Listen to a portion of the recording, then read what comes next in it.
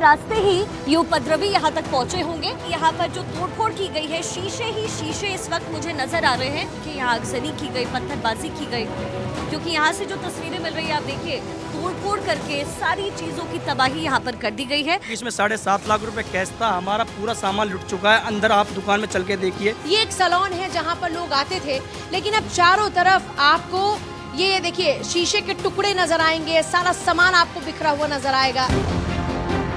2 थानों के एसएचओज आए और उनकी गाड़ी का क्या आलम है आप खुद देख सकते हैं। गाड़ी को पूरी तरह से बर्बाद कर दिया गया। जिंदगी भर आदमी पूंजी जोड़ता है, गाड़ी खरीदता है, खत्म कर दिया। हमने बड़ी मुश्किल से अपनी जान बचाई है। दुकान के अंदर शटर के अंदर लॉक करके अपना आपको महफूज करना पड़ा। नहीं तो हिंदू बुरा है ना मुसलमान बुरा है, जो ये इंसान बुरे हैं जो लड़ाई करवा रहे हैं यहाँ पे। सर्वोच्च न्यायालय के पैरा 6 जजमेंट के पैरा 6 दिल्ली संघ राज्य क्षेत्र के लिए कोई भी कानून बना सकता है। अतः ये सारे जो ऑब्जेक्शन लिए गए हैं वो राजनीतिक है, इसीलिए इस बिल को संसद के सामने पेश करने की अनुमति दी जाए।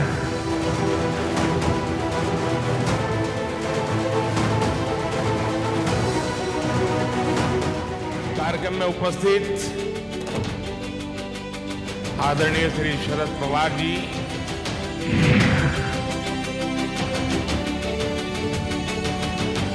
अशी अनेक मान्यवरांची नावं या ठिकाणी घेतली जातील आणि या मान्यवरांच्या यादीमध्ये पंक्तीमध्ये आज नरेंद्र मोदींच्या नावाचा सुद्धा या ठिकाणी समावेश झाला।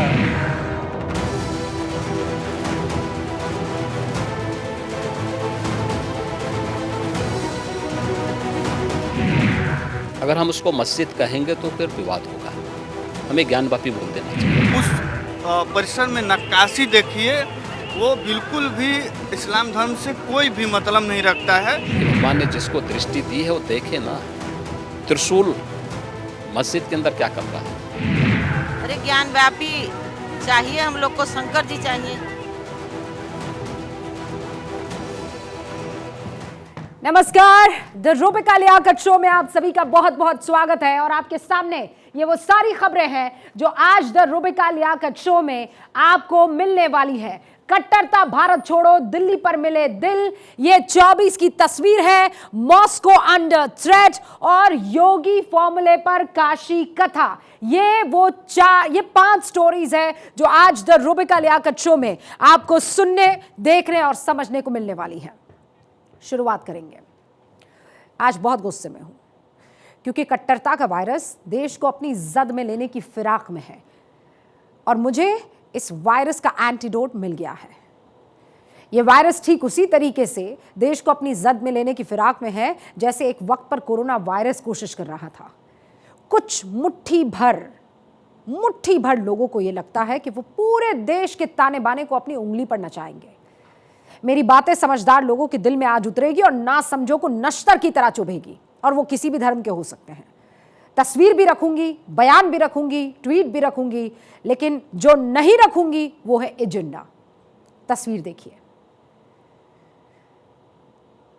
ये तस्वीर जो इस वक्त आप देख रहे हैं ये बहुत कुछ कहती है। दिल पसीज जाएगा आपका इस तस्वीर की अगर गहराई को समझेंगे। जिस वर्दी के दम पर देश में कानून का राज चलता है, वो वर्दी हरियाणा के नूह में कैसे लाचार होकर समाज के ताने बाने को बिगड़ते हुए देख रही है। और तस्वीर झूठ नहीं बोलती है। इस तस्वीर को देखकर एजेंडा चलाने वाला गैंग बहुत खुश हो रहा होगा। ये एजेंडाधारी दोनों तरफ पाए जाते हैं। इनका एजेंडा है कि आप और मैं सिर्फ वही चीज देखें और सोचे जो ये चाहते हैं। ये मुट्ठी भर लोग आपको कठपुतली की तरह नचा रहे हैं और जहनी तौर पर यकीन मानिए हम नाच भी रहे हैं। एक तरफ अल्ट्रा लेफ्ट है, दूसरी तरफ अल्ट्रा राइट है। ये दोनों क्या है मैं आगे आपको बताऊंगी, लेकिन इन दोनों के ट्वीट और वीडियोस आप देखिए। मैं बीते रात से देख रही हूं और दोनों को देख रही हूं। ये लोग कैसे अपना सिस्टम बेधड़क चला रहे हैं ये मैं सोचकर हैरान हूं। और मुझे समझ नहीं आ रहा है कि एक इंसान दूसरे इंसान की हत्या को पब्लिक प्लेटफॉर्म पर जस्टिफाई कैसे कर सकता है। मेरे देश के कानून को तुम लोग तोड़ दोगे और तुम्हें लगता है कि उसे जस्टिफाई किया जाएगा। यहाँ ये लोग अपने एजेंडे के हिसाब से खबर सेलेक्ट करते हैं। ये मैं अल्ट्रा लेफ्ट अल्ट्रा राइट की बात कर रही हूँ। और फिर उसको लेकर आप लोगों के दिमाग में नफरत भरने के काम में लग जाते हैं। मैं जानती हूं, मैं दोनों के निशाने पर आज रहने वाली हूं, लेकिन मुझे कोई डर नहीं है, क्योंकि ये मुट्ठी भर है और मेरे साथ पूरा भारत है। और इनके एजेंडे ने सोशल मीडिया पर कैसे आग लगा दी है, उसके लिए पहले आपको सोमवार की 2 घटना बताती हूं। पहली है महाराष्ट्र के पालघर की, जहां मुंबई जयपुर एक्सप्रेस ट्रेन में एक आरपीएफ के जवान ने 4 लोगों की हत्या कर दी। मरने वाले कौन थे? आरपीएफ के एएसआई टीकाराम मीणा, अब्दुल कादर, असगर अब्बास शेख, सदर मोहम्मद हुसैन। मारने वाला कौन था? वर्दीधारी चेतन सिंह।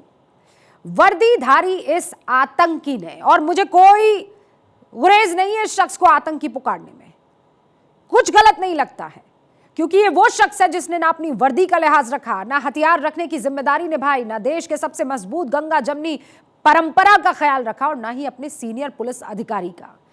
इसने चुन चुन के एक कौम के 3 लोगों को निशाना बनाया, और एएसआई टीकाराम मीणा ने पहले जब इसे रोकने की कोशिश की तो इस सनकी ने उनको भी मार दिया। और दूसरी खबर कहां से आई? शोभा यात्रा से। ये हरियाणा के नूह से खबर आई, जहां शोभा यात्रा निकाल रहे लोगों पर छतों से पत्थरबाजी की गई। ये सारी हिंसा इतनी खतरनाक थी कि अब तक 5 लोगों की मौत हो चुकी है।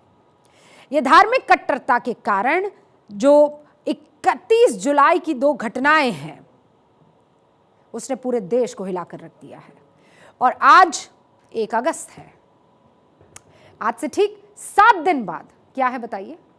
आप कहेंगे 8 अगस्त है। 8 अगस्त है। इसी 8 अगस्त 1942 को महात्मा गांधी ने क्विट इंडिया मूवमेंट की शुरुआत की थी। आज मैं आप लोगों से कहने आई हूं कि कट्टरता भारत छोड़ो यह आंदोलन अब हमें ही चलाना होगा। मैं आप सबसे अभियान छेड़ने की अपील करने आई हूं, क्योंकि इस कट्टरता की वजह से महाराष्ट्र से लेकर हरियाणा में धार्मिक उन्माद की सबसे खतरनाक तस्वीर सामने आई है। आपके घर में आपकी मां या पत्नी या आप खुद रोटी बनाते होंगे, फिर खाते भी होंगे। मतलब एक आदमी रोटी बनाता है, दूसरा खाता है, लेकिन एक तीसरा शख्स होता है जो उस रोटी से खेलता है। ये खेल खेलने वाले लोग हैं अल्ट्रा राइट, अल्ट्रा लेफ्ट। ये वो लोग हैं जिन्हें किसी की मौत में सबसे पहले मरने वाले का धर्म नजर आता है। मरने वाला अगर हिंदू है तो अल्ट्रा राइट वालों का चश्मा इसे अपने धार्मिक एजेंडे के हिसाब से देखता है। फिर सोशल मीडिया से लेकर मेन स्ट्रीम मीडिया तक पर उस एजेंडे के तहत धार्मिक उन्माद फैलाने की शुरुआत हो जाती है। नूह हिंसा के बाद सोशल मीडिया में अल्ट्रा राइट विंग ने कल से कुछ यही एजेंडा दिखाया है। मैं आपको कुछ ट्वीट्स दिखाती हूं। मेवात के आतंकियों ने चुन चुन कर हिंदुओं की दुकान में आग लगाई है। जिन दुकानों पर हिंदू नाम लिखा था सबको लूट लिया गया। यह अल्ट्रा राइट के ट्वीट्स पढ़ के सुना रही हूं आपको। मेवात ने हिंदुओं के शरणार्थी बना दिया गया है, जबकि यह उनके पूर्वज की जमीन है। फिर एक और ट्वीट, हिंदुओं पर हमले की गहरी साजिश 2 दिन पहले से की कट्टरपंथी मुसलमानों ने पत्थरों को इकट्ठा करने की कवायद। इन जिहादियों की हरकत पर अब ना देश शर्मसार होगा, ना कोई सेलिब्रिटी ट्विटर पर रोएगा और ना ही मिलॉर्ड को गुस्सा आएगा, क्योंकि हमला करने वाले शांति प्रिय समुदाय के जो हैं। जिन लोगों ने ये लाइनें सोशल मीडिया पर लिखी, मैं उनका नाम आपके सामने नहीं रखूंगी, क्योंकि मैं अपने चैनल का सम्मानित प्लेटफॉर्म इनको नहीं दे सकती हूं। मैं नहीं चाहती हूं कि इस प्लेटफॉर्म का फायदा नफरती लोग उठाएं। आप सिक्के का दूसरा पहलू देखिए। इन लोगों ने ट्रेन गोलीकांड पर कैसे अपना एजेंडा चलाया? कुछ भी नहीं, एकदम चुप्पी। क्यों? क्योंकि ट्रेन गोलीकांड इनके एजेंडे में फिट नहीं हो रही थी। ये जितने भी ट्वीट आप देख रहे हैं, ये दूसरी तरफ ट्वीट नहीं कर पाए, उस ट्रेन कांड पर बिल्कुल ट्वीट नहीं कर पाए। अब दूसरी घटना पर आइए, पालघर ट्रेन गोलीकांड। दूसरा गुट यानी अल्ट्रा लेफ्ट अपने एजेंडे के हिसाब से कैसे नफरत फैलाने में लग गया था, उसके भी कुछ उदाहरण आपके सामने रख देती हूं। टीकाराम मीणा और 3 मुसलमानों पर हमले में मोदी भक्त चेतन सिंह अकेले नहीं था, उसके हाथ में आरएसएस बंदूक दे रहा था। यह अल्ट्रा लेफ्ट के विंग के ये ट्वीट है। जिस देश में दिन रात हिंदू मुसलमान का राग अलापते हो, वो देश चेतन सिंह तो पैदा करेगा ही। अभी तो करोड़ों चेतन सिंह पैदा होंगे, एक दो चेतन सिंह तुम्हारे पास भी पहुंच जाए, ऐसा भी संभव है। ये डर का माहौल कैसे फैलाने में लग गए अल्ट्रा लेफ्टिस्ट। प्रथम आतंकवादी नाथूराम गोडसे, अब आरपीएफ का आतंकवादी चेतन सिंह। अब इनके प्रोफाइल ने नूह की घटना पर सर्च कीजिए, क्या ढूंढा है, क्या मिलेगा? Pin drop silence. ये मुट्ठी भर लोग ऐसे ही आपके दिमाग में भी जहर भरते हैं। क्यों? क्योंकि जब आपके हाथ में मोबाइल फ़ोन होता है और जब आप रील्स देखने लगते हैं या फेसबुक पर जो आपकी टाइमलाइन है या ट्विटर पर आपकी टाइमलाइन है, उसे जब आप देखने लगते हैं तो एक एल्गोरिथम बनता है। आर्टिफिशियल इंटेलिजेंस आप इसे कह लीजिए, उसे समझ में आ जाता है, उस एल्गोरिथम से समझ में आ जाता है कि आपको किस तरह की चीज़ें पसंद है और फिर वो आपको वैसी ही चीज़ें देने लगता है। तो आपके दिमाग में वही चीज़ थोपी जाती है। इन दोनों तरफ के एजेंडाधारियों में आप पूछ लीजिए कि सिक्के के दूसरे पहलू को क्यों इन्होंने दुनिया के सामने नहीं रखा, क्यों इनको सांप सूंघ गया? क्योंकि ये इनके चश्मे में और इन्हें अपने चश्मे से इधर उधर देखना पसंद ही नहीं है। ये एक ही रंग का चश्मा पहनते हैं। लेकिन आप मुझे बताइए, आप समझदार लोग हैं, आप लोग भोले लोग हैं, आप भोली जनता हैं। आपको अपने काम से, अपनी दुकान से, अपने ऑफिस से, अपनी सैलरी से, अपनी ईएमआई से मतलब है कि नहीं है? हाँ, मैं जानती हूँ कि कुछ मुद्दों पर आप अपनी बात राय रखना चाहते हैं, लेकिन आप वो उन्मादी भीड़ का हिस्सा नहीं हो सकते, ये मैं बहुत अच्छे से जानती हूँ। इतना तो मैं हिंदुस्तान की जनता को समझ चुकी हूँ, परख चुकी हूँ। तो एक है अल्ट्रा लेफ्ट, एक है अल्ट्रा राइट, इनका त्रिनेत्र काम नहीं करता है। वो त्रिनेत्र आपको खोलना होगा। आप में से जो ये लोग सोशल मीडिया का इस्तेमाल कर रहे हैं वो इस बात को अच्छे से समझ जाएंगे। जो नहीं कर रहे हैं वो तो सबसे बढ़िया हालत में है। जो लोग सोशल मीडिया का इस्तेमाल करते हैं उन्हें मालूम है एल्गोरिथम कैसे काम करता है। जैसा मैंने आपको बताया था, जिस भी ट्वीट या वीडियो को हम बार बार देखते हैं वो धीरे धीरे आने लगता है, फिर वो एजेंडा आपके दिमाग पे हावी होने लगता है। आप अगर अल्ट्रा राइट का ट्वीट ज़्यादा पढ़ेंगे तो वैसे आपको मिलेंगे, अल्ट्रा लेफ्ट पढ़ेंगे तो वैसे आपको मिलेंगे। इस देश में मुसलमानों पर कितना अत्याचार हो रहा है, अगर आप वो अल्ट्रा लेफ्ट ट्वीट देखने लगे तो आपको लगने लगा अरे बाप रे क्या हो रहा है। ये जो एजेंडाधारी है ना, आपको क्या लगता है कि ये अपने दिल की बात कर अपने सोशल मीडिया पर डाल रहे हैं? मुझे भी पता है, इसके पीछे पूरा एक इकोसिस्टम काम करता है। जैसे इन लोगों के व्हाट्सएप ग्रुप पर एक एजेंडा चलाने का मैसेज आता है, हू बहू ये मैसेज उसी शब्दावली में डाल देते हैं, ये लग जाते हैं काम पर। और आप लोग जिनको इन सब की थोड़ी भी जानकारी नहीं होती है, इनका मोहरा बन जाते हैं। मैं कल से अपने सोशल मीडिया पर इन लोगों के डबल स्टैंडर्ड्स देख रही हूँ। ये लोग हत्या, पत्थरबाजी जैसी चीज़ों को भी जस्टिफाई कर रहे हैं। सोचिए इनकी मानसिकता किस स्तर पर जा चुकी है। ये हिंदुस्तानी कर सकता है कोई? अब आपको जब तक इनके टूल किट का हिस्सा आप लोग बनते रहेंगे ना, ये लोग सफलतापूर्वक आगे ऐसे ही अपना मिशन बढ़ाते रहेंगे। ये लोग जितना सफल होते रहेंगे, हमारा देश उतना ही परेशानी में घिरता रहेगा। मैं फिर कह रही हूं, आप इन लोगों को पहचान लीजिए और इन लोगों की तरफ से पहनाए हुए चश्मों को उतार दीजिए। जो गलत है वो गलत है। कोई माई का लाल आपको गलत को सही नहीं कहलवा सकता है। जो गलत है वो गलत है। सिर्फ एक सत्य है, एक सही है, वो है हिंदुस्तान और हिंदुस्तान की प्रगति। और जैसे ही आपने ये चश्मा उतारा, अपना त्रिनेत्र खोला, आपको ये हिंदुस्तान दिखने लगेगा जहां दो धर्मों के बीच कोई खाई नहीं है, जहां एक दूसरे के लिए कोई नफरत नहीं, मतभेद हो सकते हैं, लेकिन जब तक आप इन लोगों के चश्मे से देखते रहेंगे आपको वही दिखेगा जो इनके एजेंडे के हिसाब से वो दिखाना चाहते हैं। में वो मंदिर जहाँ पर लोग रुके, जहाँ पर लोगों का रेस्क्यू किया गया, यहाँ पीछे वो मंदिर है। और ये जो काफिला इस वक्त आप देख रहे हैं वो इसलिए क्योंकि एसपी और डीएसपी साहब यहाँ पर पहुंचे हैं। देखिए ये जगह बहुत खूबसूरत सी है, अरावली हिल से घिरी हुई इस पूरे एरिया को कहा जाता है। लेकिन कल जो तस्वीरें यहाँ नूह में दिखी और जो सांप्रदायिक हिंसा की जो तस्वीरें थी वो वाकई भयावह थी। यही वो मंदिर है जहाँ पर लोग इकट्ठा हुए अपने आप को बचाने के लिए यहाँ तक पहुँचे थे और जिसके बाद देर रात उन्हें वापस उनके घर भेजा गया। लेकिन एसपी डीएसपी अभी फिलहाल उनका काफिला यहाँ पर पहुंचा है।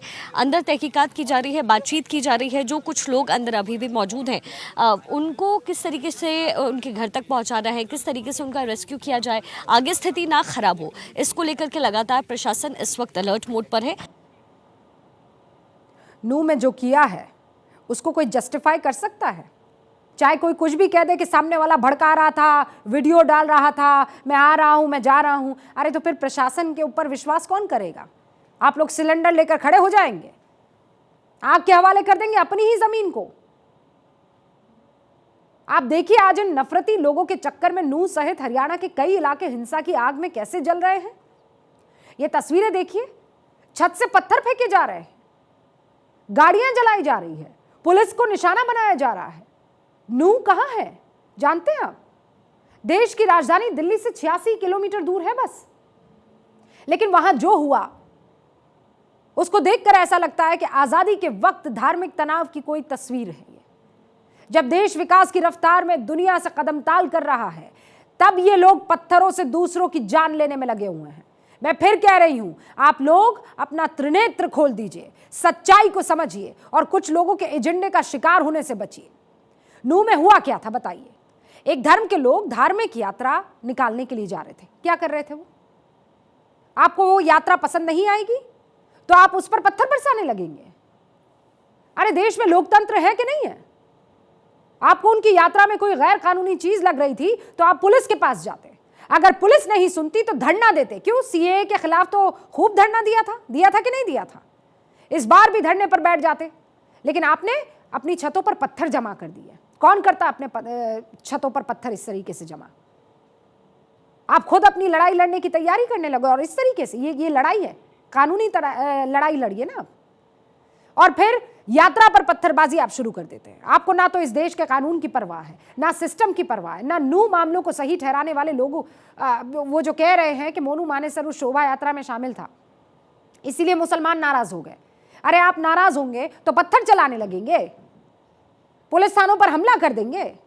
मैं आपसे पूछना चाहती हूं कब तक ऐसा होगा और कब ऐसा हुआ है कि मुहर्रम के ताजिया निकालने पर किसी हिंदू मोहल्ले की छत से पत्थरबाजी की गई हो?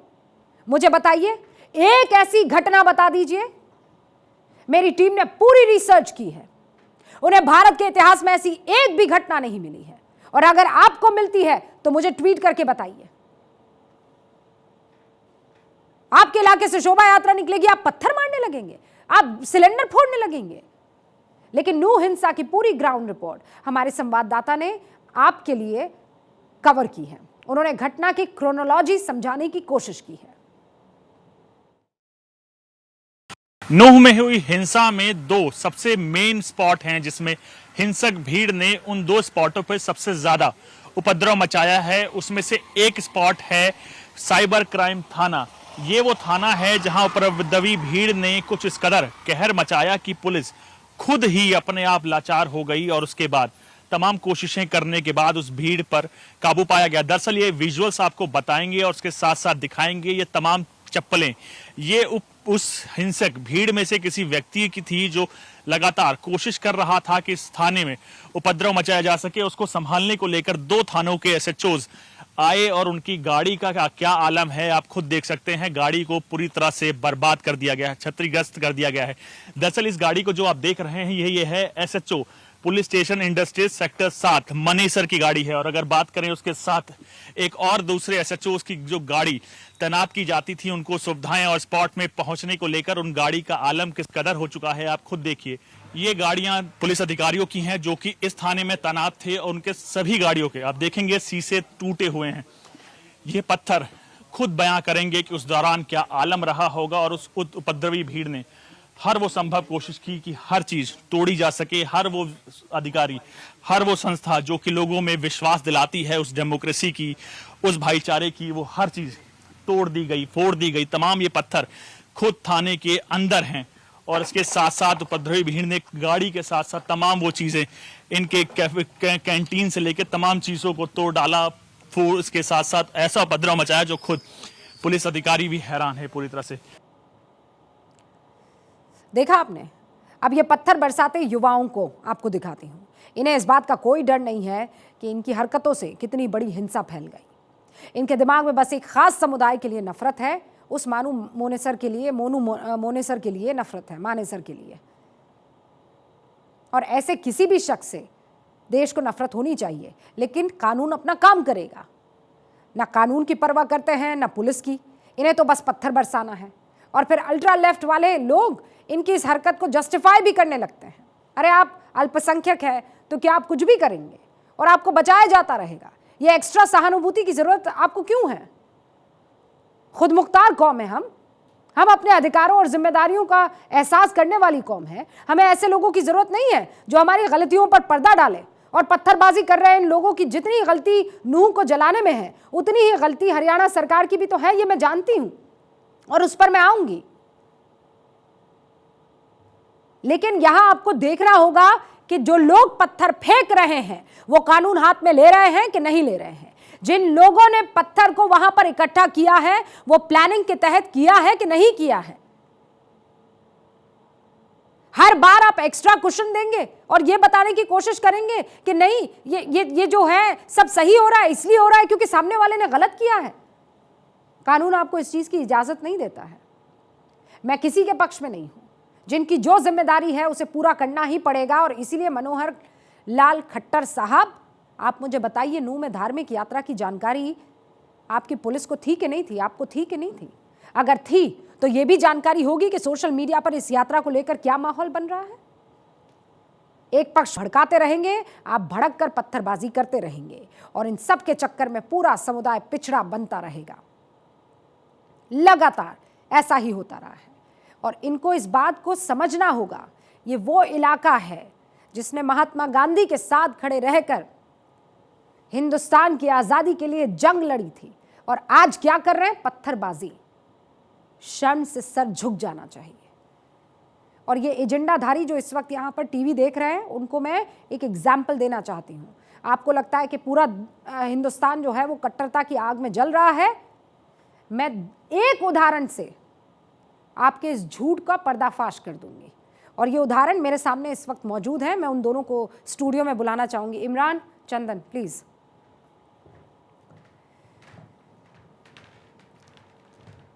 ये है मेरे हेयर स्टाइलिस्ट इमरान और ये है मेरे मेकअप आर्टिस्ट चंदन।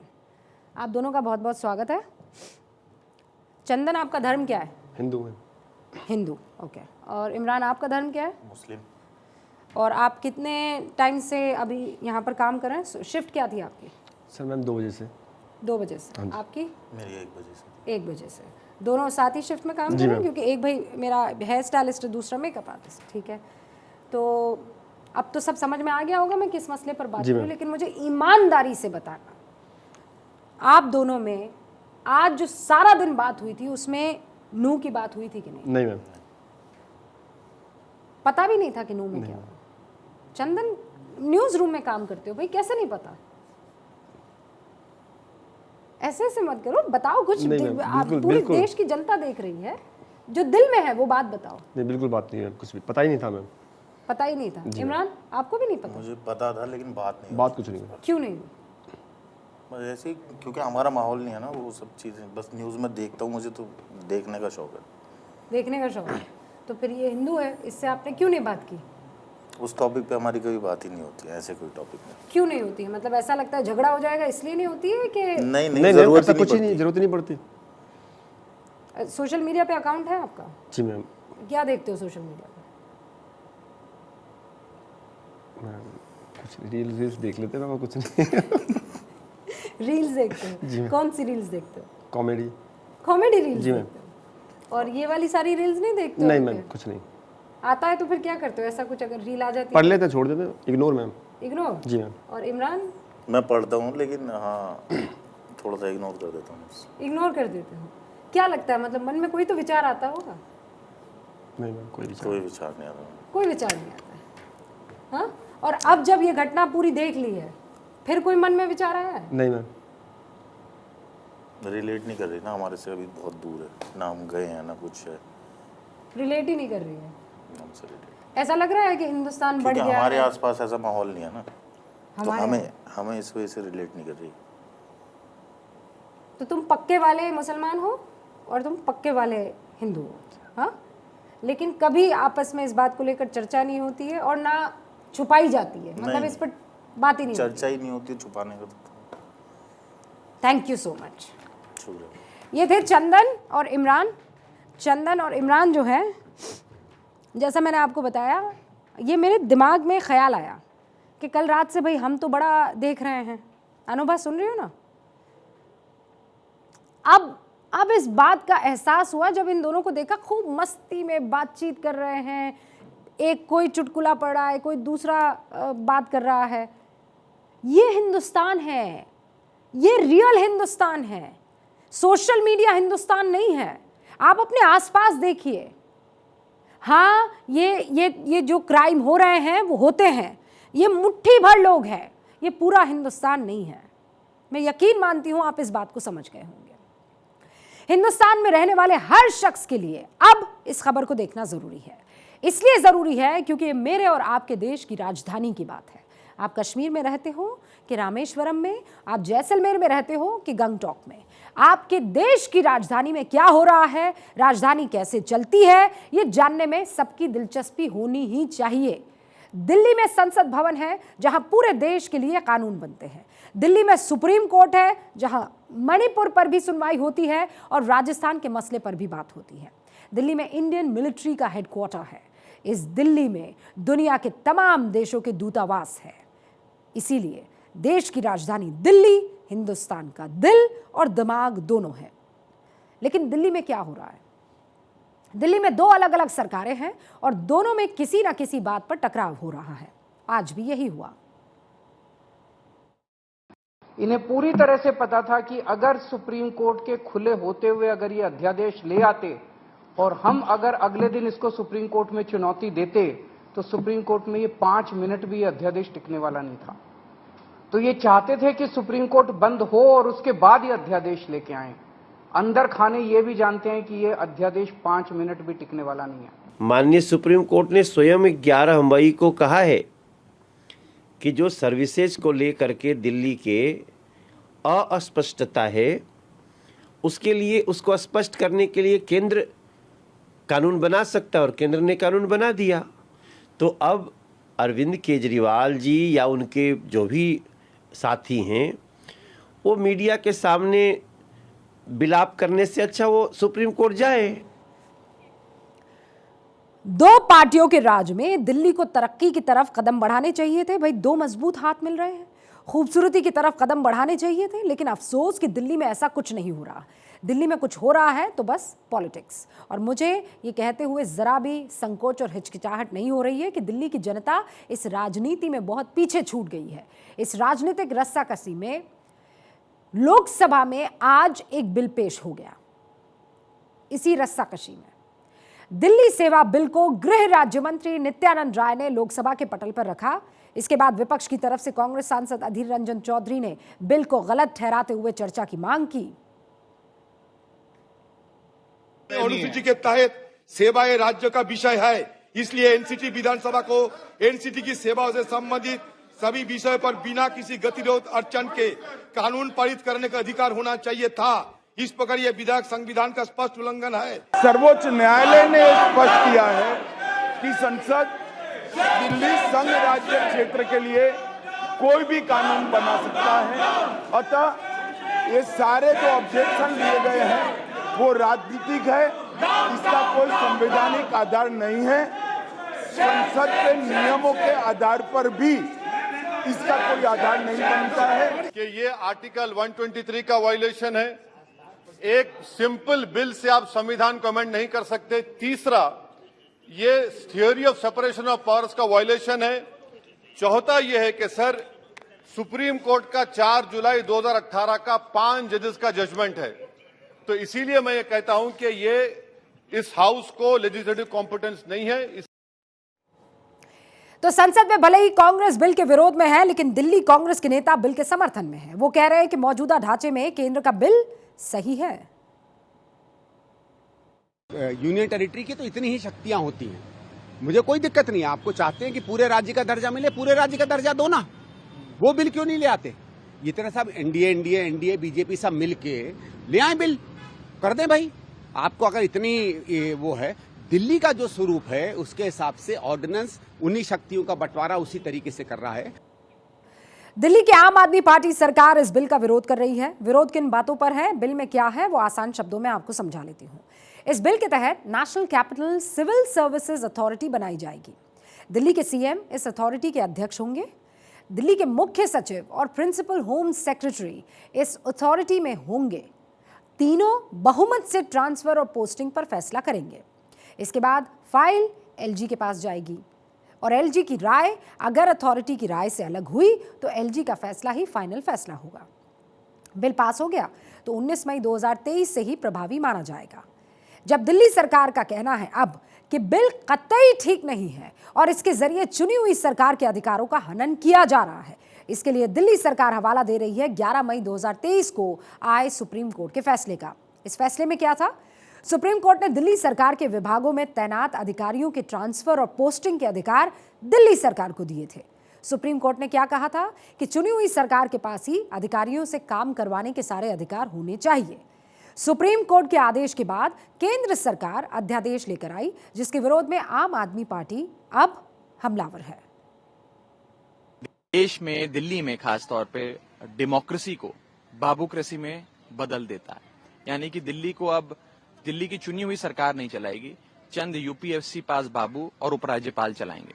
सारी शक्तियां चुनी हुई सरकार से छीनकर बीजेपी द्वारा अपॉइंटेड उपराज्यपाल में लीन करने का प्रयास इस बिल के माध्यम से किया जा रहा है। तो बिल में क्या कुछ है, बिल पर दोनों तरफ के तर्क क्या है, वो मैंने आपको समझा दिए। अब ये भी समझ लीजिए कि बिल आने से पहले दिल्ली में कामकाज चल कैसा रहा था या कैसे हो रहा था। सुप्रीम कोर्ट के फैसले के खिलाफ अध्यादेश आया 19 मई को। इस अध्यादेश के तहत अधिकारियों के तबादले और पोस्टिंग के अधिकार एलजी को दे दिए गए। 11 मई को सुप्रीम कोर्ट से दिल्ली सरकार के हक में फैसला आया। उससे पहले भी तबादले और पोस्टिंग के अधिकार एलजी के ही पास थे। 2015 में केंद्र सरकार एक अध्यादेश लेकर आई थी, जिसके तहत सभी अधिकार एलजी को दे दिए गए थे। फिलहाल दिल्ली में केंद्र सरकार और अरविंद केजरीवाल, या ऐसे कहें कि इंडिया गठबंधन में खींचतान हो रही है। लेकिन दिल्ली ने वो दौर भी देखा है जब सरकार चाहे कोई भी रही हो, दिल्ली के विकास की रफ्तार नहीं रुकी। दिल्ली में 3 दिसंबर 1998 को शीला दीक्षित पहली बार सीएम बनी। उस वक्त केंद्र में एनडीए यानी अटल बिहारी वाजपेयी की सरकार थी। लेकिन कभी भी शीला दीक्षित और वाजपेयी जी ने या उनकी सरकार में दिल्ली का विकास रुका नहीं। इसके बाद शीला दीक्षित ने मनमोहन सिंह के पीएम रहते हुए भी दिल्ली में सरकार चलाई और तब भी विकास की गति किसी कीमत पर नहीं थमी थी। लेकिन उनकी यादें जो हैं बहुत अच्छी और मधुर हैं, क्योंकि वो प्राइम मिनिस्टर थे जब मैं पहली दफ़ा यहाँ की चीफ मिनिस्टर बनी।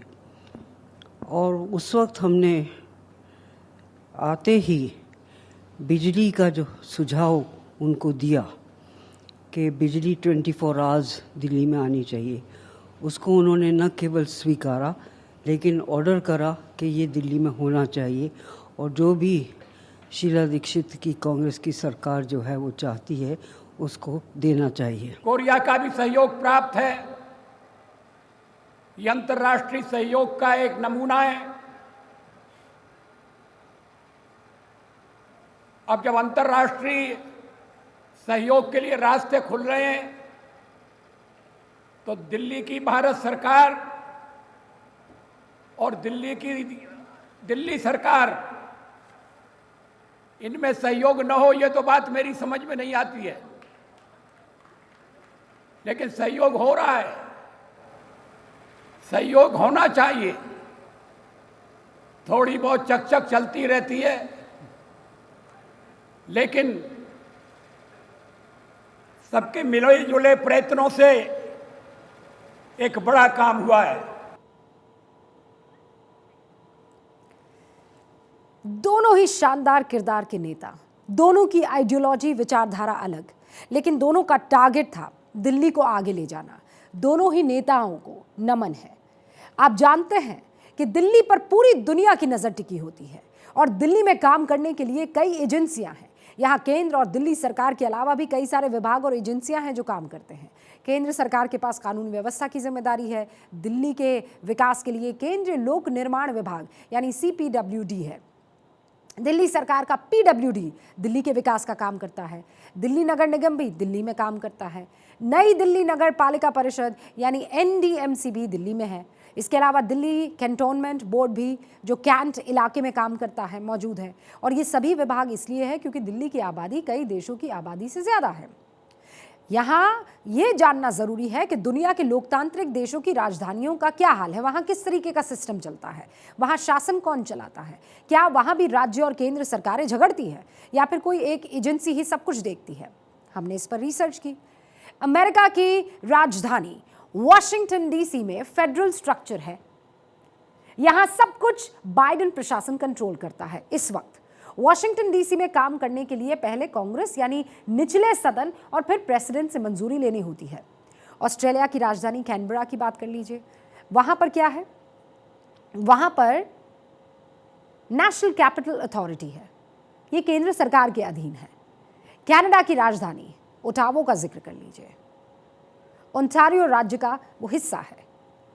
ओटावो में म्युनिसिपल गवर्नमेंट है जो राज्य यानी ओंटारियो सरकार के अधीन काम करती है, जैसे दिल्ली नगर निगम दिल्ली सरकार के अधीन काम करता है।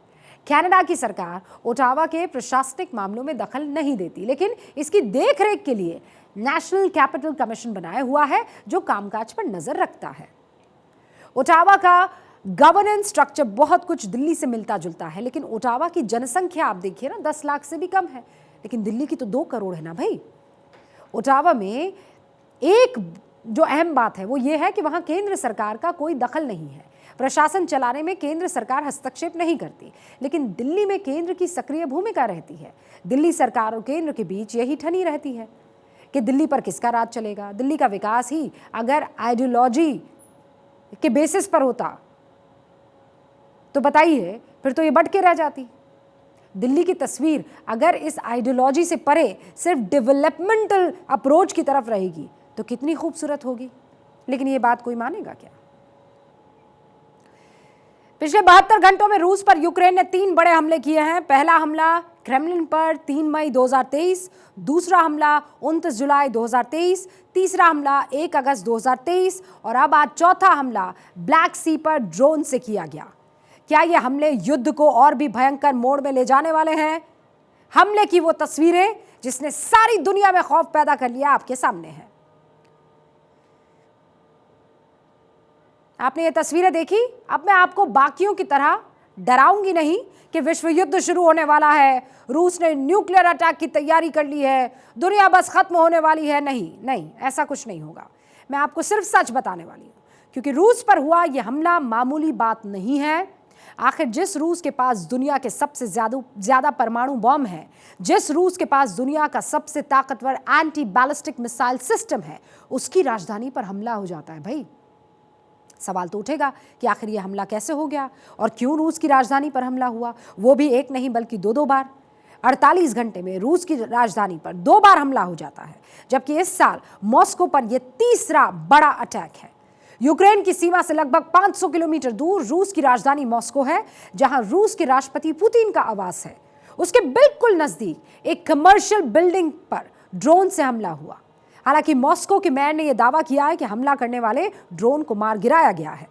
इससे पहले 29 जुलाई की देर रात मॉस्को की एक सरकारी बिल्डिंग को निशाना बनाया गया। रूसी मीडिया ने दावा किया कि हमला रात के समय किया गया, जिसका निशाना 2 सरकारी बिल्डिंग थी। इस अटैक में बिल्डिंग्स में लगे शीशे टूट गए। हालांकि किसी को चोट नहीं आई है, लेकिन सवाल ये उठता है कि क्या पश्चिम देशों की मदद से यूक्रेन अब रूस से भी ज्यादा ताकतवर हो चुका है और उसकी राजधानी अब उसकी जद में है या अटैक की जद में है? यूक्रेन अब रूस को सीधी चुनौती दे रहा है, ये सच है। पश्चिमी देशों से उसे जो हथियार मिले हैं उसके बाद उसकी स्ट्रैटेजी बदल गई है। पहले वो डिफेंसिव रहता था, रूसी अटैक से बचाव करता था, लेकिन अब वो अटैकिंग मोड में है, बड़े और शक्तिशाली हमले कर रहा है। पिछले हफ्ते रूसी हमले में यूक्रेन को बड़ा नुकसान पहुंचा था, अब यूक्रेन इसका पलटवार कर रहा है। यूक्रेन अब तक रूस पर 8 हमले कर चुका है। मतलब पहले जो यूक्रेन खुद को बचाने में लगा था, वो अब रूस को डराने लगा है। पहले मैं आपको यूक्रेन की रूस पर हमले की टाइमलाइन समझाती हूं। यूक्रेन ने मॉस्को पर सबसे पहला ड्रोन अटैक 24 अप्रैल को किया। यह ड्रोन 100 किलोमीटर की दूरी पर जाकर क्रैश हो गया था। 3 मई को रात 2 बजे यूक्रेन ने 2 ड्रोन अटैक किए थे। इसके बाद 17 मई, 30 मई, 4 जुलाई, 24 जुलाई को हमला हुआ। यूक्रेनी सेना हमलों को नाकाम जो है वो करती रही है। 30 जुलाई को फिर मॉस्को में ड्रोन अटैक हुआ और स्ट्राइक में मॉस्को की 2 ऑफिस वाली जो बिल्डिंग थी, ऑफिशियल बिल्डिंग्स, उनको नुकसान पहुंचा। शहर के एयरपोर्ट को भी बंद करना पड़ गया। 1 अगस्त को फिर से मॉस्को को निशाना बनाया गया। कुछ दिन पहले इसी तरह रूस के कब्जे वाले क्रिमिया ब्रिज पर भी हमला हुआ था, जिसके बाद रूस ने सारी दुनिया को धमकी दी थी कि अगर उस पर ऐसे हमले होते रहे तो नतीजे बहुत खतरनाक होंगे।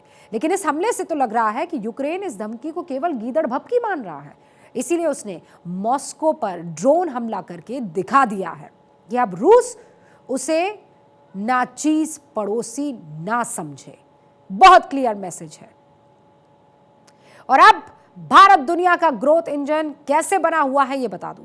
द रूबिका लियाकत शो में मैंने पहले भी इसकी चर्चा की थी कि दुनिया भर में जहां एक और मंदी छाई हुई है, वहीं भारत में जीडीपी के आंकड़े लगातार बढ़ रहे हैं। भारत की जीडीपी बढ़ाने में हर भारतीय का योगदान है। ये मैं क्यों कह रही हूं, इसके लिए आपके सामने कुछ आंकड़े रख रही हूं। कल यानी 31 जुलाई को इनकम टैक्स रिटर्न जमा करने की आखिरी तारीख थी। इसमें करीब 7 करोड़ 40 लाख लोगों ने ITR दाखिल किया। भारत में इतने लोगों ने इनकम टैक्स रिटर्न जमा करने का एक नया रिकॉर्ड बनाया है। जिन लोगों की टैक्स देनदारी बनती है वो लोग इनकम टैक्स के सामने अपनी आमदनी जाहिर करते हैं। इसमें जो आंकड़े आए हैं उससे ये साबित हो रहा है कि देश में लोगों की आमदनी लगातार बढ़ रही है। जो लोग साल में 1 करोड़ रुपए तक कमा रहे हैं उनकी संख्या में 176% का इजाफा हुआ। ये आंकड़े आप समझ लीजिए। 176, 1 करोड़ तक जो कमा रहे हैं। 50 लाख तक जो लोग कमा रहे हैं उसमें 180%। जिन लोगों की आमदनी 50 लाख से 1 करोड़ रुपए तक की है वो 180% बढ़ गई है। एक साल में 20 से 50 लाख आमदनी करने वाले 167% बढ़ गए हैं। 10 से 20 लाख रुपए की कमाई करने वालों में 190% की बढ़ोतरी आई है। इसी तरह 5 से 10 लाख रुपए कमाने वाले आप देखिए 137 के आसपास है, और 5 लाख तक के आप देखिए 98% आपको नजर आ रही है। ऐसे बढ़ रही है आमदनी, और ये आंकड़े झूठ नहीं बोलते हैं। इनकम टैक्स विभाग इन आंकड़ों को और खंगालेगा तो इन आंकड़ों में और भी इजाफा होने के आसार है। सिर्फ ITR में दिखाई जा रही आमदनी ही नहीं बढ़ रही है, बल्कि जो लोग ITR दाखिल करते हैं उनमें भी हर साल इजाफा हो रहा है। मैं आपको केवल बीते 4 साल के आंकड़े दे रही हूं। 2019 और 20 में करीब 6 करोड़ 48 लाख, 20-21 में 6 करोड़ 72 हजार, 21-22 में 6 करोड़ 94 हजार, और इस साल करीब 7 करोड़ 40 लाख लोगों ने ITR जमा किया है। इसका मतलब यह है कि हर साल ज़्यादा से ज़्यादा फॉर्मल टैक्स सिस्टम के दायरे में लोग आ रहे हैं। सरकार को पता लग रहा है कि लोगों की आमदनी कितनी है। पहले तो ये होता था कि छोटे छोटे कारोबारी अपनी आमदनी बताते ही नहीं थे, कैश में ज़्यादा लेन देन होता था, लोग कैश घरों में रखा करते थे। इससे भारत की अर्थव्यवस्था इनफॉर्मल ज़्यादा थी, लेकिन जब से डिजिटल लेन देन में बढ़ावा हुआ है हमारी अर्थव्यवस्था ज़्यादा फॉर्मल हो रही है। अब आप पूछ सकते हैं कि इनफॉर्मल अर्थव्यवस्था से फॉर्मल अर्थव्यवस्था से होता क्या है, मतलब क्या फ़ायदा है। औपचारिक अर्थव्यवस्था के फ़ायदे क्या है उसे समझिए।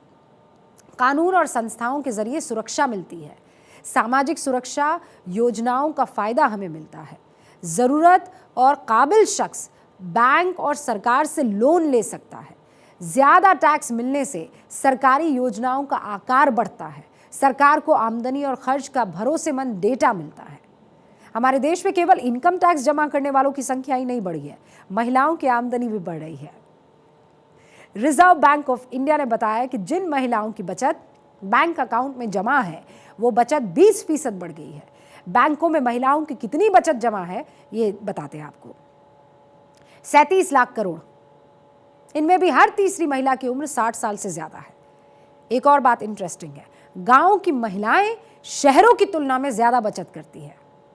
एक और बात, गांव की महिलाएं शहरों की तुलना में जो बचत कर रही है, ये रकम महिलाओं को कितनी मदद करती है इसका आप और हम सिर्फ अंदाजा लगा सकते हैं। अगर इस्तेमाल करने में आ जाए तो ये देश के लिए बहुत उपयोगी हो सकता है। द रूबिका लियाकत शो में हमने हर किस्म की खबर आप तक पहुंचाई है, बहुत ईमानदारी से पहुंचाई है, और अब आपको काशी से ग्राउंड रिपोर्ट दिखाते हैं। क्या कह रही है काशी, आपको जानना चाहिए।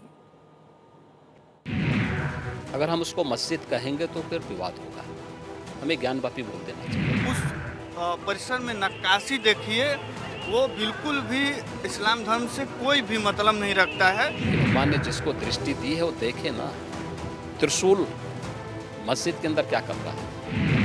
अरे अरे ज्ञान व्यापी चाहिए हम लोग को, शंकर जी चाहिए। कल उत्तर प्रदेश के सीएम योगी आदित्यनाथ का बयान आता है जो कि एक क्रांतिकारी बयान के रूप में देखा जा रहा है। उन्होंने त्रिशूल के ऊपर बयान दिया, जिसके बाद लगातार हम देख रहे हैं सक्रिय हो गए ये पूरे राजनीतिक गलियारे।